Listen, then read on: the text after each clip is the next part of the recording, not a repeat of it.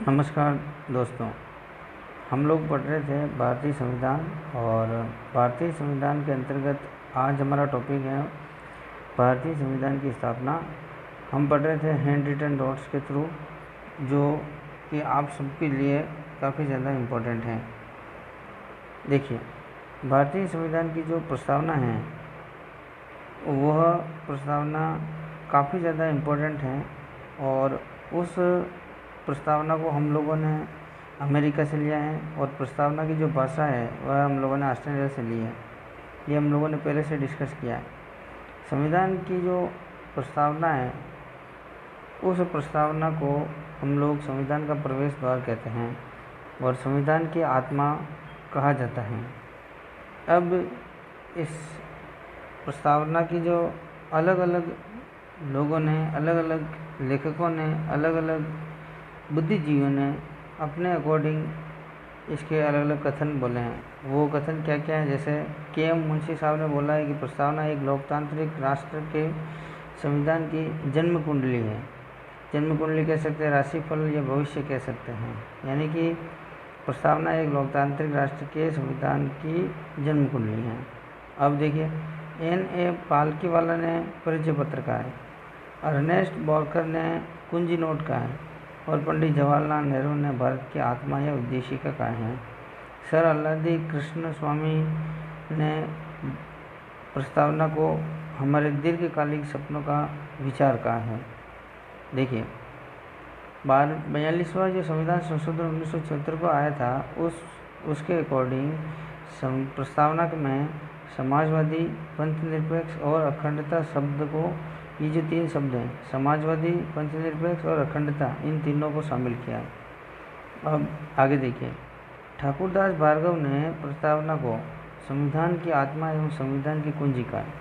जो प्रस्तावना है इसके कितने तत्व हैं वो देख लीजिए। जैसे कि संविधान की शक्ति का जो स्रोत है ये हम भारत के लोग, ये जो छोटे से जो एक वाक्य हैं, हम भारत के लोग, यह संविधान की शक्ति का स्रोत है। आगे देखिए, भारत की प्रकृति। भारत की प्रकृति कैसी है? संपूर्ण प्रभुत्व संपन्न, समाजवादी, पंथ निरपेक्ष, लोकतांत्रिक गणराज्य, ये हमारे भारत की प्रकृति है। अब लोकतांत्रिक दो तरीके से हो सकता है, या तो वो प्रत्यक्ष वोट के थ्रू होगा या फिर अप्रत्यक्ष वोट के थ्रू। तो हमारा जो भारत का जो लोकतांत्रिक है वो अप्रत्यक्ष चुनाव के अनुसार हम लोगों का है, अप्रत्यक्ष इस तरीके से कह सकते हैं लोकतांत्रिक है। क्योंकि हम जनता डायरेक्ट न तो प्रधानमंत्री का चुनाव करते हैं न ही राष्ट्रपति का चुनाव करते हैं। ये दोनों हमारे द्वारा जो भी कैंडिडेट होते हैं, यानी कि विधायक और सांसद, ये दोनों मिलकर अपने अपने बहुमत दल के नेता, जिसको हम लोग प्रधानमंत्री और राष्ट्रपति कहते हैं, वो उनको चुनते हैं और वही हमारे राष्ट्राध्यक्ष होते हैं।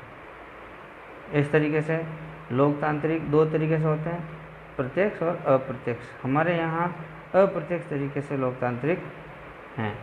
देखिए, संविधान की विशेषता, संविधान की जो विशेषता है वो देखिए, स्वतंत्रता। ये 5 प्रकार की स्वतंत्रता होती है: विचार, अभिव्यक्ति, विश्वास, धर्म और उपासना की।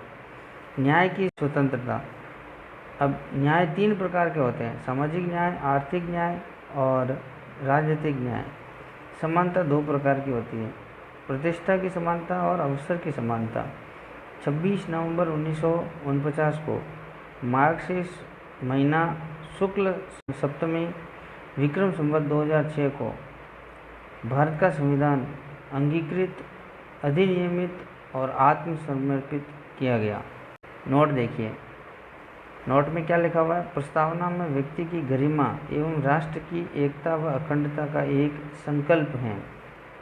अब विवादों के अनुसार भी हम लोग अलग अलग कौन कौन सा विवाद रहा जिसके अकॉर्डिंग प्रस्तावना में उल्लेख है, जैसे कि बेरूबारी बनाम भारत संघ 1960 के अंदर आया था।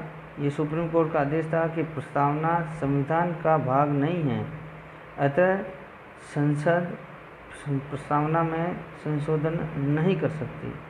प्रस्तावना संविधान का भाग नहीं है, अतः संसद इसमें कोई भी किसी भी तरीके से संशोधन नहीं कर सकती।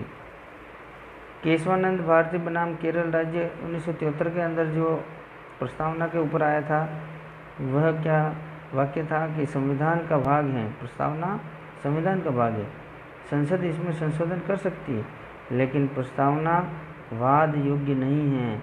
वाद का मतलब डिस्कस करने योग्य नहीं है। संसद प्रस्तावना के मूल ढांचे में भी परिवर्तन नहीं कर सकती। इस तरीके से ये केशवानंद भारती विवाद था। गोलकनाथ बनाम पंजाब राज्य 1967, LIC बनाम उपभोक्ता 1996, इसके अंदर प्रस्तावना के संदर्भ में आत्मा का सिद्धांत दिया। प्रस्तावना में अब तक केवल एक बार ही संशोधन किया गया है। तो इस तरीके से आज आपने भारतीय संविधान की जो स्थापना है वो हम लोगों ने अच्छी तरीके से देखी कि ये किस तरीके से भारतीय संविधान की स्थापना रही है। तो आपको ये वीडियो कैसा लगा कमेंट करके बताइए, और आप लोग इस चैनल को आपने सब्सक्राइब नहीं किया है तो चैनल को सब्सक्राइब कीजिए, जिससे कि आपको वीडियो लगातार मिलते रहें। ओके।